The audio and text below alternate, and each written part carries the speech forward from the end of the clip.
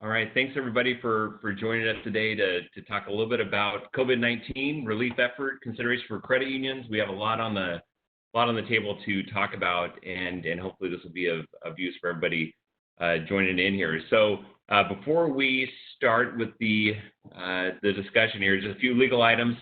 Obviously, the material appearing in the presentation is for information purposes only and should not be construed as advice of any kind, including without limitation, legal, accounting, or investment advice. There's a lot more information on there. Take your time to read it when you get a moment. But we're excited to have you on today. There's a lot to talk about. There's a lot going on in the economy, obviously. A lot of things impacting credit unions, your members, your people, and it's definitely a group effort getting through all of this. And so, talking right now is Ryan Sturgis. I'm a partner with Moss Adams. Been here about 20 years now, and work pretty much solely with credit unions at this point, but have a lot of experience with other institutions as well. But a lot of the folks doing a lot of talking today is a nice panel of folks. Nachand, who's our leader of the Financial Institutions National Practice Group, been around the firm for a very long time, and one of the more technical folks that we have in our firm, especially on the depository institution land front. So Chad Flaherty, senior manager with Moss Adams, and very heavily involved with our financial services practice. A lot of our larger credit unions, banks around the nation, and brings us a lot of high technical skills when it comes down to those institutions, as well as just these programs that are being laid out due to COVID and some other items. And then we have Wendy Campos, bringing her tax expertise to the table, a leader in our nonprofit group, including credit unions.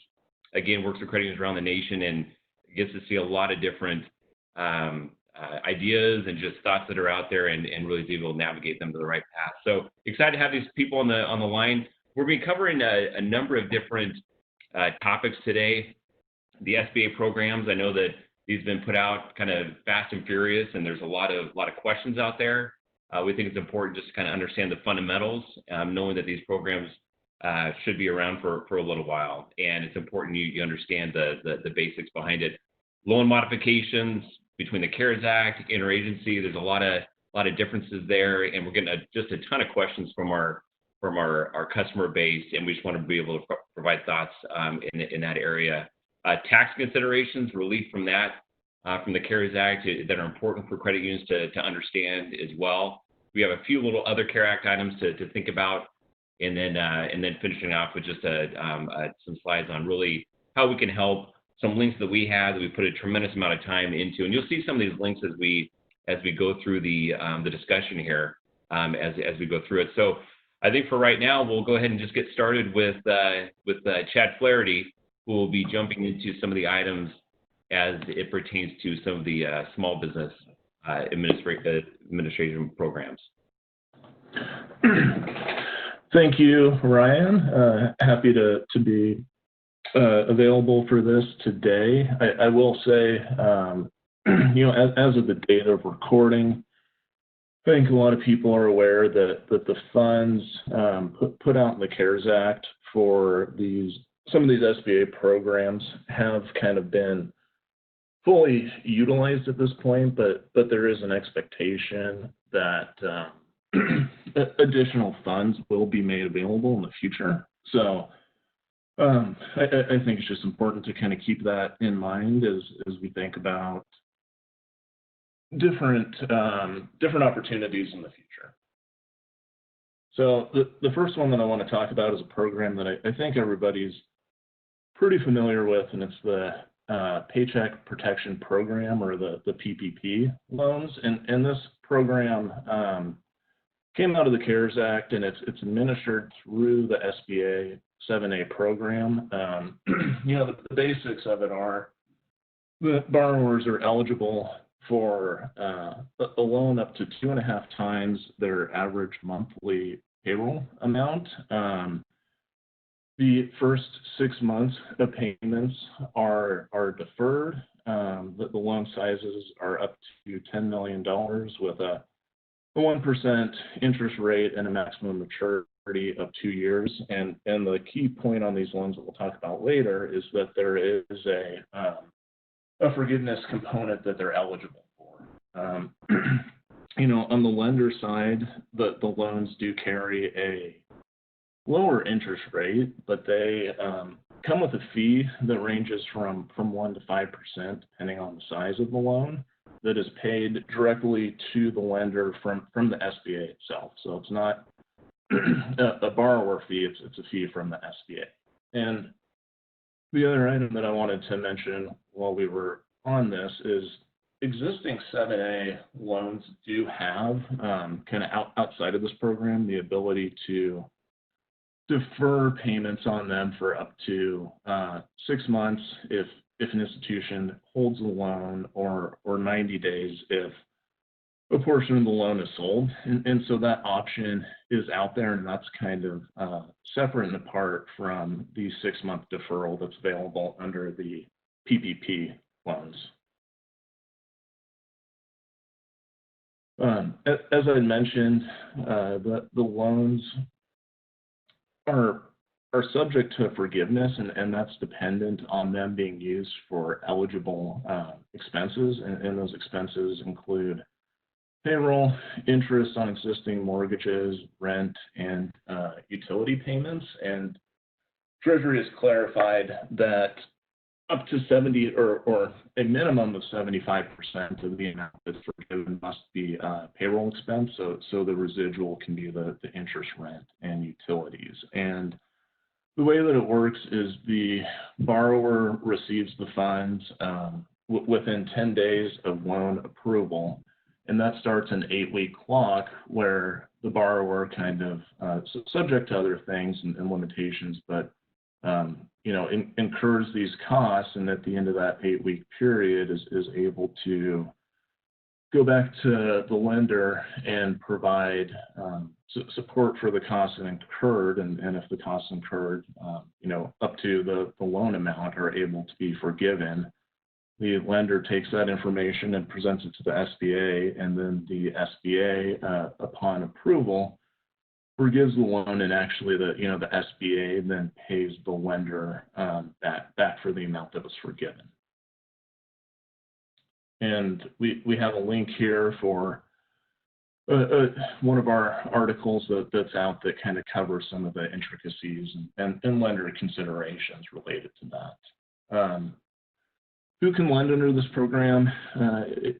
Anybody can sign up to be a lender, but I think credit unions are in a pretty unique space to be able to provide this program. So existing 7A lenders are already able to, and if you're not a 7A lender, you can work with the SBA, and for this program specifically, there is a quicker process to be able to apply than there normally would be. So if you're not already a 7A lender, you can work with the SBA to get that status. And again, the expectation is that even though the initial $349 billion of funds have already been applied for and approved by the SBA, there is an expectation that another $250 billion or more would be available in the future. So there's still an opportunity to get involved in this program and help your borrowers out if you kind of miss that first wave. As you're taking these loans and borrowers are applying, we've outlined some of the things here that you would want to get to kind of help support the amount of the loan itself. Again, it's 2.5 times a 12-month trailing payroll cost, and so these are some of the documents that your borrowers could bring and help you with. I will note that ultimately under the program, and as the Treasury has stated, it's the borrowers who are responsible for the information they provide, and institutions are required to do a good faith review of what they receive to make sure that it appears appropriate and that things are calculated correctly. But again, ultimately, it is the borrower who is responsible in making the representations on the application. A couple more areas to consider as a lender. I just kind of touched on this first bullet point, but I think both on the front end in establishing the loan and on the back end when the borrower goes and asks for forgiveness, making sure that you understand what is appropriate support to gather from the borrower and what an appropriate review of that would look like, so that you kind of have everything together and it's appropriate as the SBA processes it. Other considerations to think about as you work with borrowers is there's a possibility that the loan amount that they get, those 8 weeks of expenses is not enough to have the entire amount forgiven, or maybe the borrower still experiences difficulties and enters bankruptcy or something similar. Ultimately on the loan itself, it is guaranteed by the SBA, but if you think about the timing of kind of collecting on those cash flows and how it looks, or again, if you've got a borrower who doesn't have the entire loan forgiven, what is churning out that loan potentially at the end of the 2-year period look like? Another consideration here, and we've seen this a little bit, is either do lenders make similar decisions on these, kind of similar borrower, different institution, different decisions, or even in your own institution, are you kind of prioritizing certain borrowers over others? Does that create an issue? So making sure that you kind of have a standardized process in place that you can follow uniformly from the get-go is key here. Then the other area, again, there's a fee on the front end of these loans that you receive from the SBA. The interest rate itself is reasonably nominal, and so thinking about how long the loan will be outstanding and kind of the duration of you putting out the cash flow to the borrower on the front end, and how long does it take for that loan to be forgiven and to receive the proceeds from the SBA, making sure that you're considering liquidity during that time. And the Treasury and the Fed have put out a program on April 9th that was announced, where they're going to offer a credit facility for these loans for the institutions, and I think it has a 35% or a 35 basis point rate on it, so you can go there to kind of fund the loans as they work through the process up until forgiveness and receipt from the proceeds from the SBA. But all things to consider as you think about entering the program. And again, we've got a link down here to one of our articles on some of the questions that are frequently seen around the program. The last SBA program that I wanted to talk about is the Economic Injury Disaster Loans, or EIDL loans. And a couple things to note here. This is an existing SBA program. This isn't a new program. However, the CARES Act did provide a $10,000 immediate credit under this program that would be forgiven to borrowers. So it kind of acted as a grant, but it went through this program. And again, that's part of the funds where currently they've been used, but with that expectation that there would be more funding into these programs, it would be up and running again. So that's kind of the specific to the CARES Act, but the program itself is still around, and it provides another financing tool for your borrowers. It's a kind of a fixed rate of 3.75% up to 30-year term, and a way to give financing to borrowers if they're experiencing difficulties and some of the other tools aren't available. And we have the details laid out here, but I think the key is that there is a 1-year deferment on payments. Interest still accrues during that period, but the borrower doesn't have to make the payment. So another potential tool to aid your borrowers. And with that, I will pass it off to Gabe to talk through loan modifications. Thank you, Chad. First off, it's important to note that the underlying accounting for modifications and troubled debt restructurings has not changed. It's also important to note that as you make modifications for customers, you should be thinking about the modification in terms of whether it falls within the parameters of the interagency guidance, and if not, then presumably it would be a CARES Act modification. Of course, there's always the potential that it could be neither. Let's talk about modifications under the CARES Act first, which is obviously an unprecedented act by Congress that impacts accounting and financial reporting. CARES Act provides you an option, yes, it is an option, to suspend applying the requirements associated with TDR accounting, including reporting modifications as TDRs, unless you don't have to report them as impaired, and also suspends the measurement of impairment.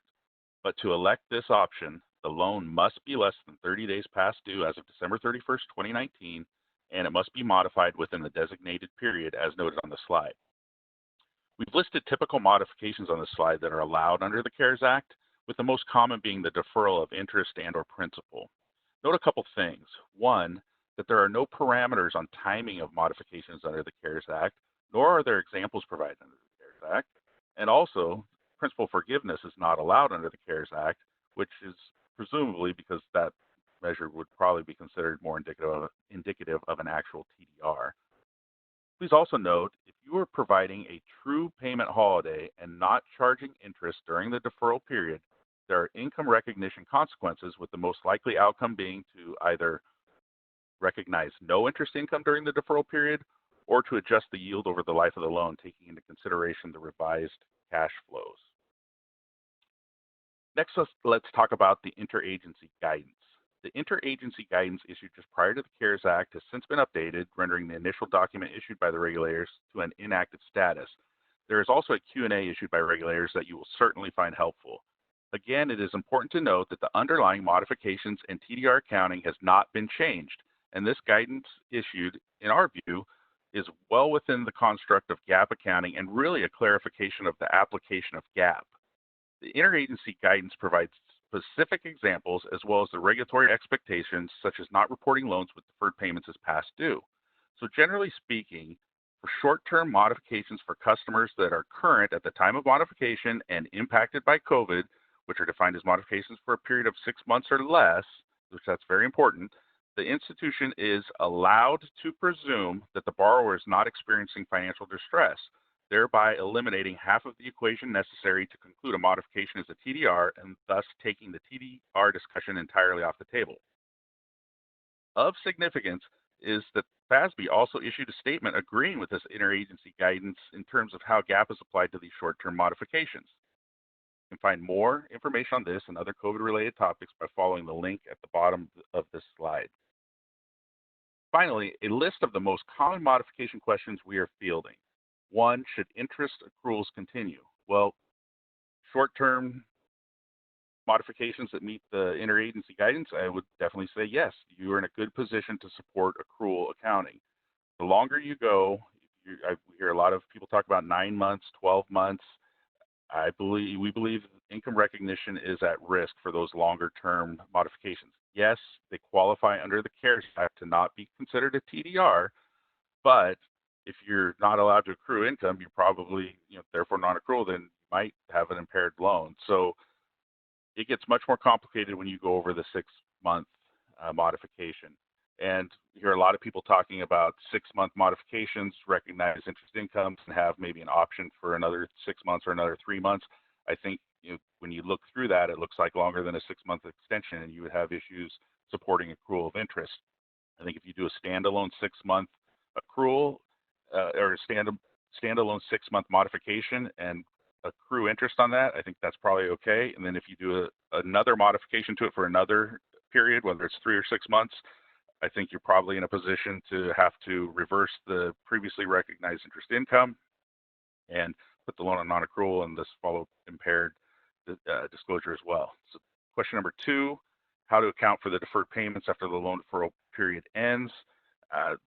There's lots of flexibility there. If you're giving a 6-month extension, you could push the loan out 6 months. You could keep the same maturity date, pre-amortize principal and interest over the remaining period.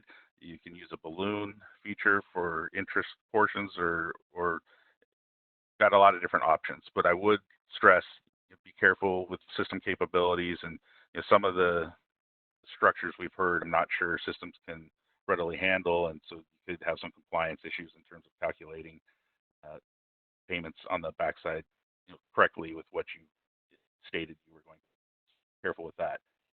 Question 3, will regulators be critical if modifications are outside 6 months? Absolutely yes. the 6 month is very much a bright line test, and less than 6 months is considered short term. And if it's not a short term modification, then you're pushing into the TDR category, with the exception of, again, it could be a CARES Act modification, but interest accrual would be challenged, I believe, for over 6 months. But what documentation will be required to prove modifications are COVID-19 related? Well, with all the stay-at-home orders and the disruption to business and closures of certain businesses, if you're having difficulty documenting it's COVID related, it's probably not a COVID related modification, and two areas would not apply. You'd follow the existing gap. Regulatory compliance considerations, I think the big one is credit reporting, and make sure you're not reporting people past due if they're under one of these programs and deferring. And as a side note, if we're talking about modifying a government guaranteed single family mortgage, those modifications have their own specific sections in the CARES Act that you should pay attention to, and be careful, because there's some rules in terms of not compounding interest and treating those modifications, making sure the payments in total stay the same. So you have to be real careful if we're talking about a mortgage there that's government guaranteed. How will this impact credit unions' liquidity given expected volume and duration of modification? I mean, I think the liquidity issue is a bigger issue with the PPP program for sure, but of course it could come into play here as you push out expected cash flows. But I would refer you to the Q&A discussion that I mentioned, and finding that from the interagency. And in there, it talks about an option to sell held-to-maturity securities and having that not taint the rest of the portfolio and the accounting that probably would like to preserve there. So that concludes the discussion on modifications. I will now turn it over to Wendy.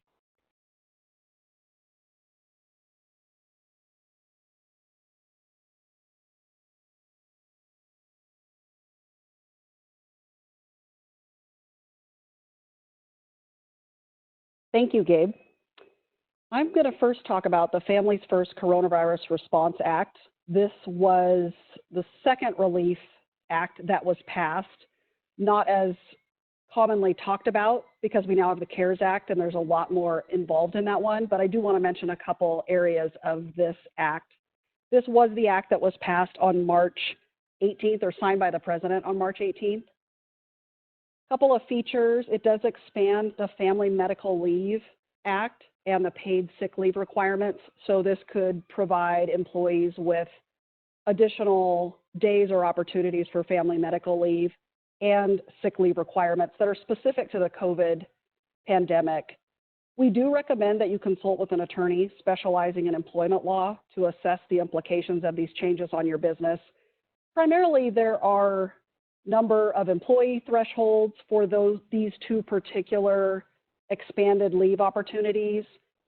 And there are also certain governmental entities that are required to comply with the leave requirements, but there also are some payroll tax credits that are available to offset the costs for an impacted employer.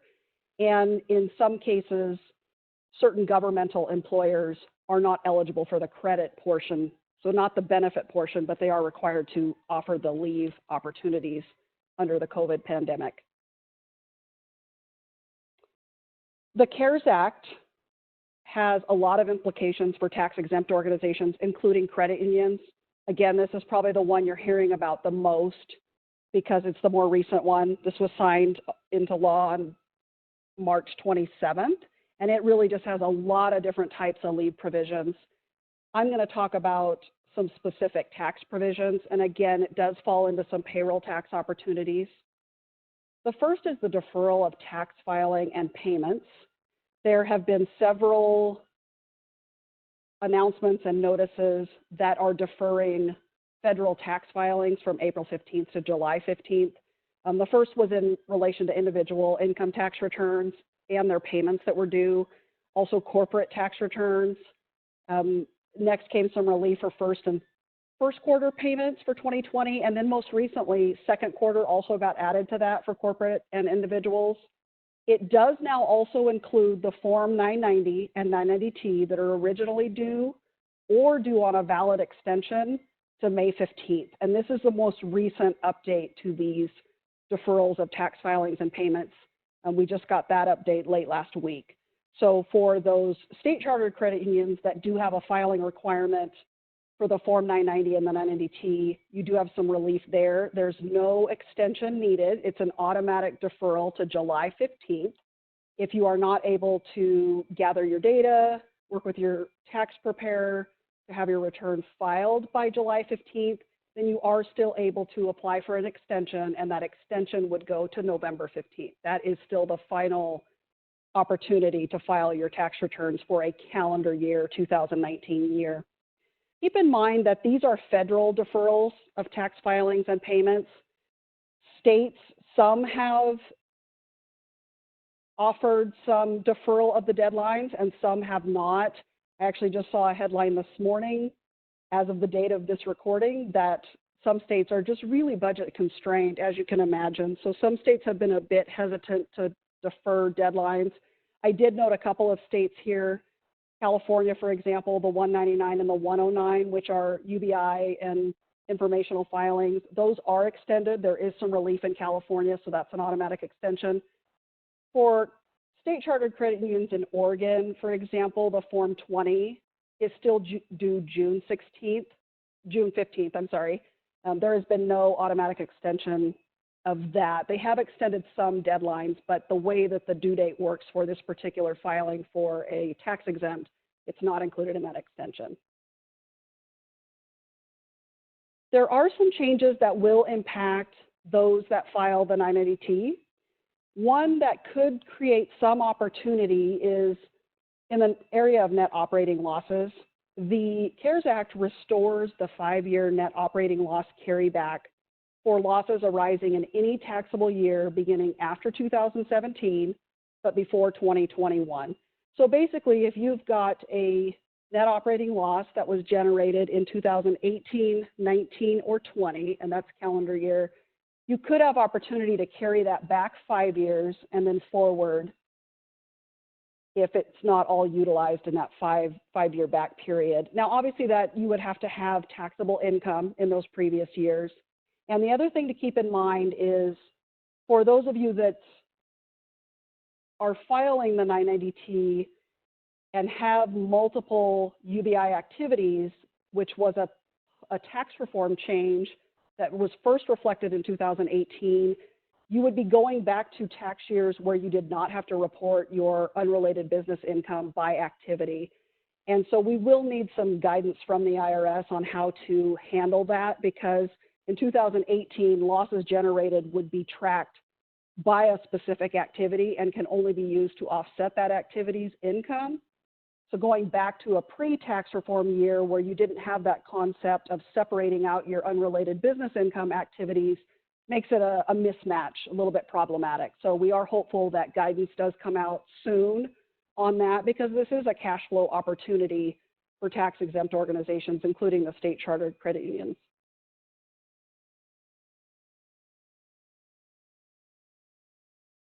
Another opportunity and benefit, and you'll see a theme here, there are some tax reform provisions that have gotten passed that the CARES Act is now giving a little bit of relief on, and this is one of them.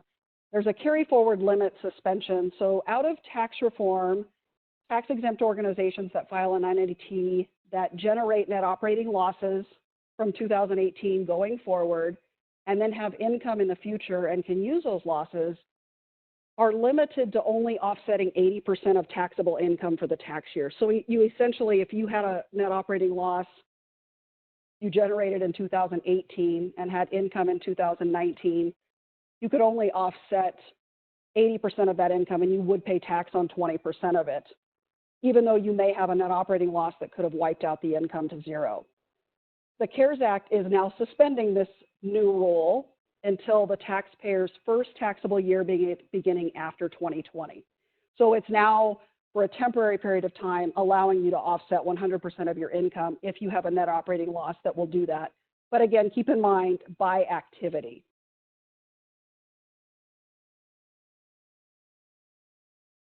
All right, another change is in the charitable contribution deduction area, but it does benefit, again, state chartered credit unions that are filing a 990T. You typically are set up as a nonprofit corporation, so you do file corporate tax law.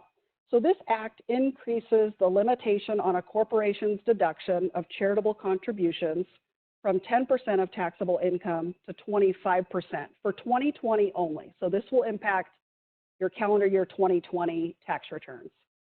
And any excess is carried over for 5 years.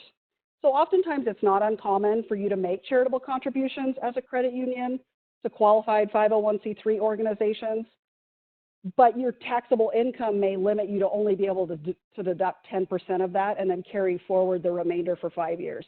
So this gives you a little bit of benefit. You could deduct a little more than you have in the past, but again, just your 2020 contributions, they have to be cash, and they cannot have been made to a supporting organization or a donor advised fund.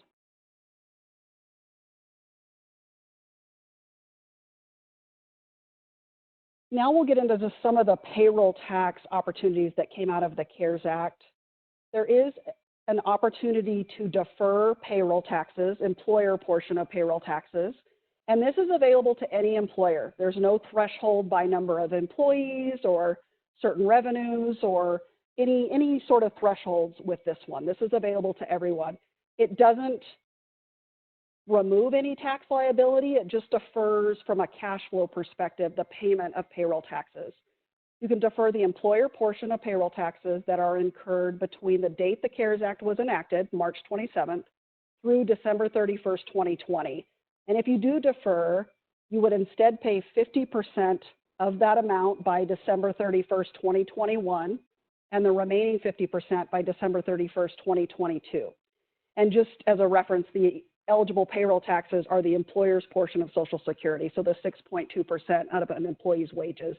So again, it's not removing a liability or giving you a credit, but it is giving you a cash flow opportunity to take advantage of. The IRS has not and has indicated they don't intend to update the quarterly 941 federal employment tax filing. They do intend to do that by second quarter. But they are going to release some information in the near term on how you handle those 3 or 4 days in March that would have fallen in first quarter in terms of reporting. And then keep in mind, you would want to consult with the folks on your accounting and audit team around possibly needing to record a liability on your books so that you have some way to track that you do have to pay this in the future. Because again, it is still a liability of the organization. It's just not, doesn't have to be paid as quickly as it would have otherwise been. All right, with that, I will turn it over to Ryan to talk about other CARES Act items.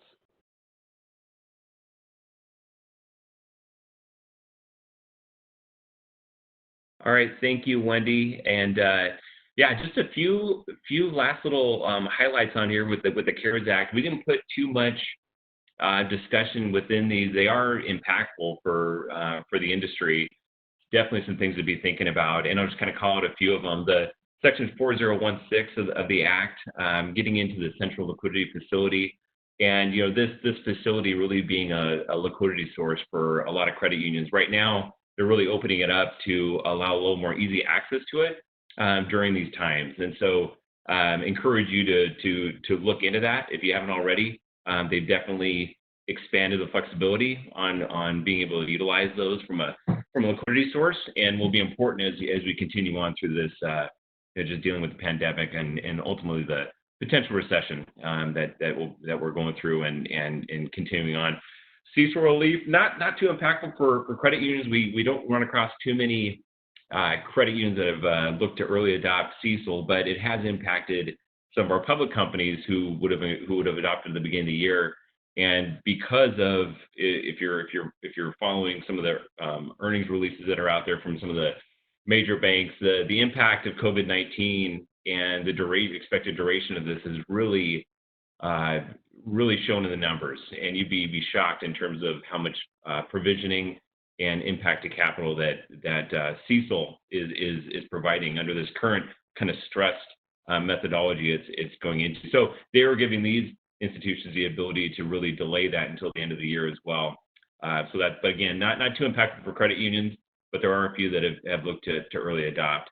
And then you have the Section 4008 with the debt guarantee. Really, it just kind of gets into the flexibility of the NCUA to increase insurance coverage on non-transactional interest-bearing accounts. Non-interest-bearing transaction accounts. And really that's just a way to support encouraging your members to maintain their deposits with you. Don't be scared. And it's also a way of making sure that you still kind of maintain some active liquidity sources as well through that. So those are just a few of the other items. There's a lot in the CARES Act. What we attempted to do was really extrapolate some of those major items that are impacting you, and not just from the CARES Act, but from some other relief efforts that are out there. This is obviously a very interesting and challenging time, and I think we've covered some really great topics. So thank you to Gabe and Wendy and Chad for sharing all their thoughts on what they're dealing with from the SBA side to modifications to tax programs and changes there. It's very complex. I think there's some really good things for credit unions all around the industry, but there's a lot of questions that come with that. So just encourage you to stay involved, stay in touch with your legal folks, your accountants, your tax folks, your peers, and just stay active, because we are in this together. It impacts everyone. And so we've dedicated our website for COVID-19. We included a link there. And then we also have a link for our insights where you can sign up to receive these directly. So hopefully this was useful. Appreciate you joining in. And thanks again to all the presenters that helped out with this.